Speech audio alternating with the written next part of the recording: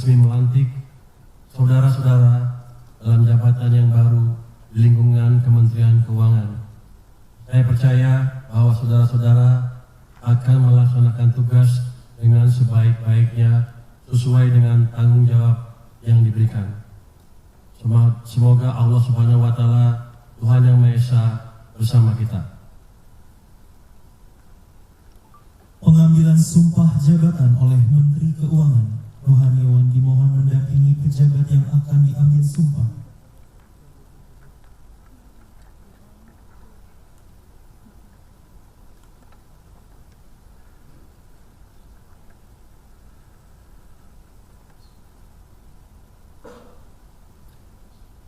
Saudara-saudara yang beragama Islam, apakah saudara-saudara bersedia mengangkat sumpah jabatan menurut agama Islam? Bersedia. Ikuti dan ulangi kata-kata sumpah yang akan saya ucapkan. Demi Allah saya bersumpah. Demi Allah saya bersumpah. Saudara-saudara yang beragama Kristen, Protestan, dan Katolik, apakah saudara-saudara bersedia mengangkat janji jabatan menurut agama Kristen, Protestan, dan Katolik? Ikuti dan ulangi kata-kata janji yang akan saya ucapkan. Saya berjanji. Saya berjanji. Sekarang semuanya ikuti dan ulangi kata-kata sumpah yang akan saya ucapkan. Bahwa saya akan setia dan taat kepada Undang-Undang Dasar Negara Republik Indonesia tahun 1945. Negara Republik Indonesia tahun 1945. Serta akan menjalankan segala peraturan perundang-undangan dengan seluruh-seluruhnya demi dharma bakti saya kepada bangsa dan negara. Bahwa saya dalam menjalankan tugas jabatan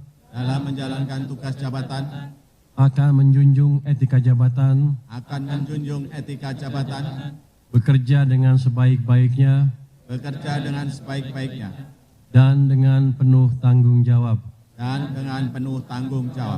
Bahwa saya akan menjaga integritas, tidak menyalahgunakan kewenangan,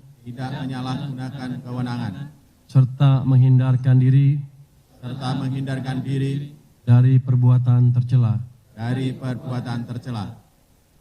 Saudara-saudara yang beragama Kristen, Protestan, dan Katolik, ikuti dan ulangi kata-kata yang akan saya ucapkan. Kiranya Tuhan akan menolong saya. Rohaniawan disilahkan kembali ke tempat semula. Penandatanganan berita acara pelantikan di hadapan Menteri Keuangan disaksikan oleh saksi pejabat. Bapak Menteri Keuangan serta saksi pejabat dimohon mendekat ke meja penandatanganan.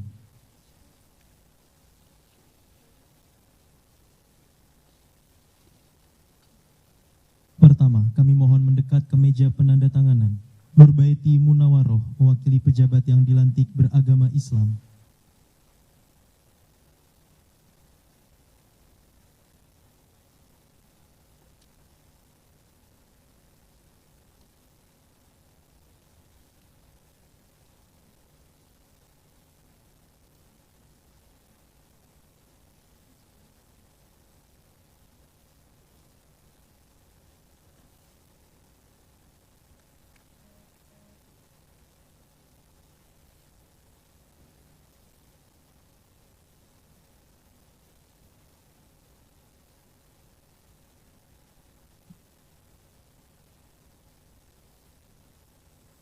Ibu Nurbaiti disilahkan kembali ke tempat semula.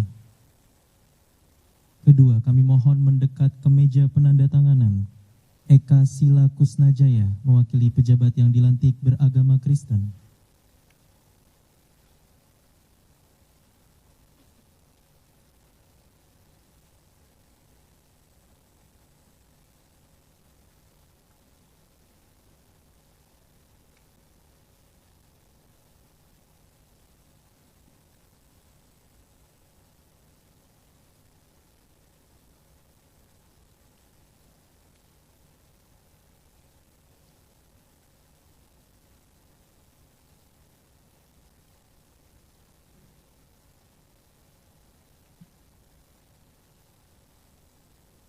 Bapak Eka disilahkan kembali ke tempat semula. Ketiga dan terakhir, kami mohon mendekat ke meja penandatanganan Hestu Yoga Saksama mewakili pejabat yang dilantik beragama Katolik.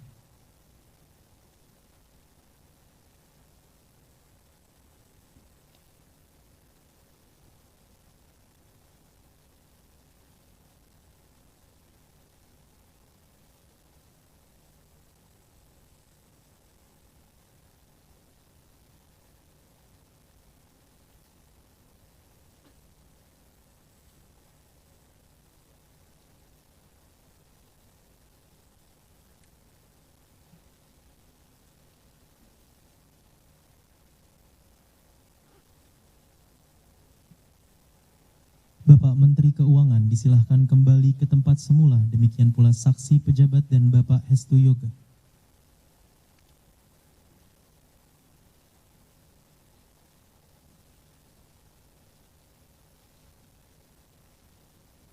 Arahan Menteri Keuangan kepada seluruh peserta diharapkan mengambil posisi istirahat di tempat.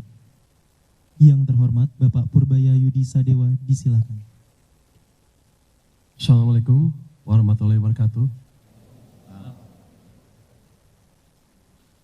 Assalamualaikum warahmatullahi wabarakatuh. Posisinya ganti rupanya. Itu lucu. Selamat siang, selamat sore, salam sejahtera bagi kita semua.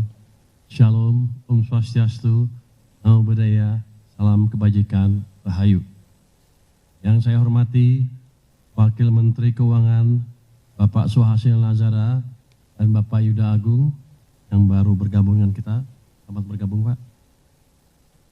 Para pejabat di lingkungan Kementerian Keuangan, para pejabat yang dilantik hari ini, baik yang hadir secara fisik maupun virtual, serta hadirin sekalian yang berbahagia. Alhamdulillah hari ini spesial karena bukan cuma pelantikan, tapi sekaligus menyambut Pak Yuda Agung sebagai Wakil Menteri Keuangan yang baru. Welcome to Juanda, Pak Yuda. Pak Yuda bukan orang baru dalam kebijakan ekonomi. Beliau lama menjaga stabilitas moneter, menjaga inflasi dan nilai tukar, dan lain-lain, kerjanya banyak ya. Kini beliau diminta untuk ikut menjaga APBN. Kehadiran Pak Yuda tentunya akan memperkuat perspektif kita serta koordinasi di sektor keuangan. Itu makanya ada switch siapa ya? Supaya kita dengan BI semakin dekat. Jadi jangan dicurigain macam-macam teman-teman media. Ini emang desain supaya kita dengan BI semakin dekat lagi ke depan. Walaupun saya yakin sekarang sudah cukup dekat ya. Di tengah gejolak yang sekarang banyak sentimen negatif di pasar, kita memang otoritas fiskal dan moneter harus semakin dekat lagi. Baru saja kita saksikan pelantikan para pejabat di lingkungan Kementerian Keuangan, khususnya di DJP. Kali ini merupakan pelantikan ketiga dalam 1 bulan terakhir. Ini adalah bagian dari strategi pembenahan organisasi dengan menempatkan orang-orang terbaik di tempat strategis dan di saat yang tepat. Pada kesempatan ini saya mengucapkan selamat kepada pejabat yang dilantik. Tapi orangnya sama, semuanya dilantik kan. Cuman tempatnya aja bergeser ya. Ada yang senang, ada yang sedih kali ya. Yang senang ya selamat, yang sedih ya Anda terus bekerja keras. Karena ini akan terjadi terus menerus, jadi rotasi di pajak dan bea cukai hal yang lumrah, yang biasa. Ketika Anda menunjukkan kinerja yang baik, pasti akan dipromosikan ke tempat yang lebih baik lagi. Jadi jangan takut, jangan putus asa. Ini ada hal yang biasa. Ini adalah langkah terencana untuk penguatan kinerja organisasi. Rotasi adalah hal yang wajar dalam organisasi, tujuannya untuk penyegaran baik pegawai maupun untuk organisasi. Kemenq menghadapi tantangan yang sangat kompleks sehingga membutuhkan pegawai dan organisasi yang selalu fit. Saya mengapresiasi seluruh jajaran yang telah bekerja dengan baik, penuh dedikasi dan integritas. Kemenq membutuhkan orang yang siap memberikan seluruh pikiran serta jiwa raga untuk bangsa dan negara.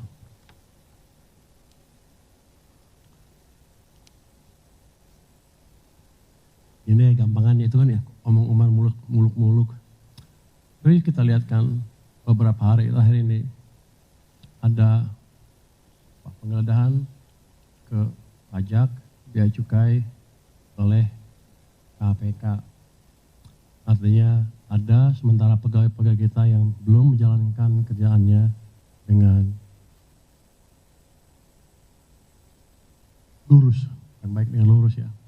Artinya masih ada, ya kayaknya ada terima uang tuh, ada yang terima, ada safe house katanya, ada uang sekian, ada emas 3 kilo dan lain-lain.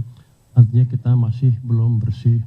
Ke depan saya harapkan dengan adanya rotasi ini semua teman-teman memperbaiki image bea cukai maupun pajak.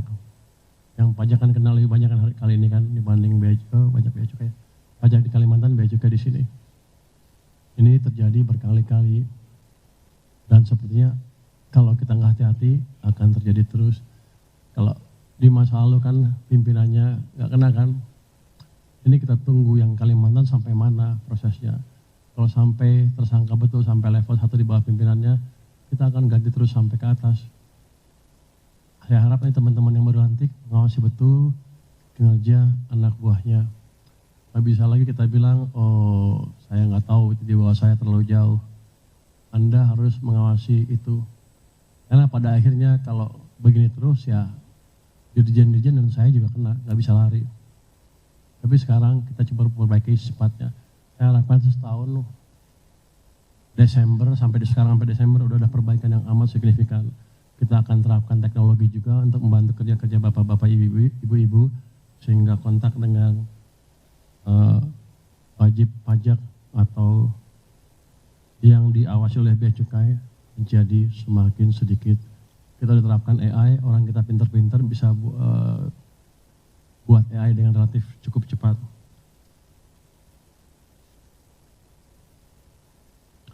Tapi prinsipnya begini, ketika orang bea cukai atau atau pegawai Kementerian Keuangan mengalami hal tersebut, saya nggak akan tinggalkan Anda sendirian.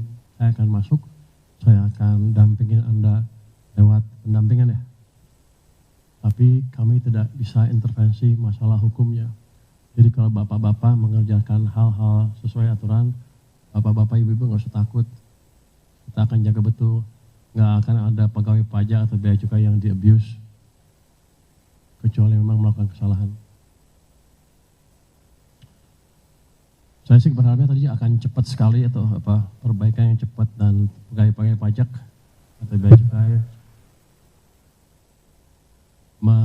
meng-align kalau bahasa Indonesia menyelaraskan posisinya dengan kebijakan saya dan manajemen baru di atas ya.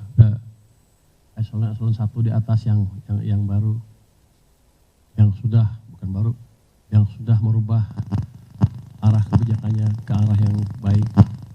Kemarin kan saya kita gerebek di mana di Tangerang, itu satu perusahaan Cina, salah satu dari sekian puluh yang beredar di sini yang nggak bayar pajak dengan baik.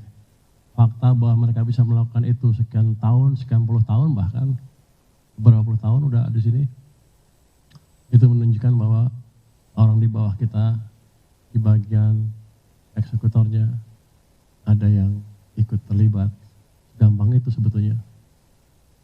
Nanti ke depan kalau ada tempat yang seperti itu lagi, pejabat di atasnya sampai ke Kanwil akan saya minta pertanggungjawabannya. Tapi saya yakin dengan bapak-bapak ibu ini orang-orang terpilih semua kan. Saya udah lihat track recordnya, ujiannya segala macam. Kelihatannya sih nggak ada masalah untuk menjalankan hal itu. Asal Pak Sekjen rajin-rajinnya cek ke bawah. Pak Dirjen juga rajin-rajin. Oh boleh panggil begitu ya? Pak Sekjen? Oh udah. Pak Dirjen? Pajak? Oh gitu ya. Lucu juga ya. Lucu juga. Hah? Dari TN gitu ya? Pak siapa? Pak Dirjen Kaya Negara? Oh gitu ya. Saya baru tahu, saya udik. Enggak, ini hal yang serius, kita harus bereskan betul. Apalagi kemarin pengumpulan tax collection kita kan di bawah target. Karena ekonominya melambat. Tapi saya harapkan dengan membaiknya ekonomi dan ke depan akan lebih baik lagi, kita bisa mengumpulkan pendapatan dari tax maupun biaya cukai yang lebih tinggi lagi. Saya sih mengharapkan ada perbaikan tax collection rate yang signifikan dari 9% sekarang, mungkin 11-12% untuk tahun ini, tahun depan kita perbaiki lagi. Jadi ini misi kita, misi yang berat untuk pajak. Kalau kemarin Anda mencapainya di bawah target, saya bisa ngelit di depan, bisa beralasan depan DPR bahwa karena ekonominya lambat. Tapi tahun ini kan nggak bisa lagi. Kalau sampai akhir tahun tax collection rate kita nggak membaik, padahal ekonominya tumbuhnya makin baik, saya akan digebukin DPR dan saya nggak bisa bertahan lagi. Saya nggak bisa memberikan argumen yang kuat. Kalau untuk orang yang seperti saya, orang yang ekonom seperti saya, itu suatu kekalahan yang telak. Pasti setiap malam saya nggak bisa tidur. Sekarang aja udah susah tidur. Jadi itu utamanya saya pikir teman-teman semua ke depan kita bersama-sama memperbaiki kinerja pajak, keuangan secara keseluruhan. Jangan sampai kita dikalahkan oleh pemain-pemain yang mengalahkan kita sampai sekarang ya.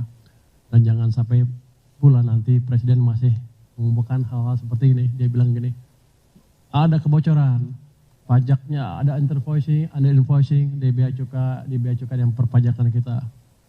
Beliau mengungkapkan itu berkali-kali setiap meeting. Saya sedih ngelihatnya.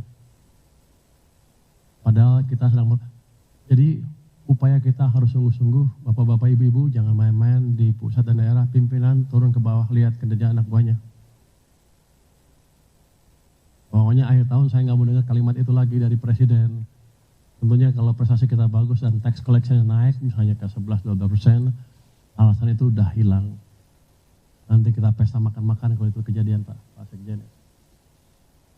Mungkin demikian pesan singkat dari saya, jadi semangat, perbaiki kinerja pajak, perbaiki kinerja keuangan, perbaiki kondisi fiskal.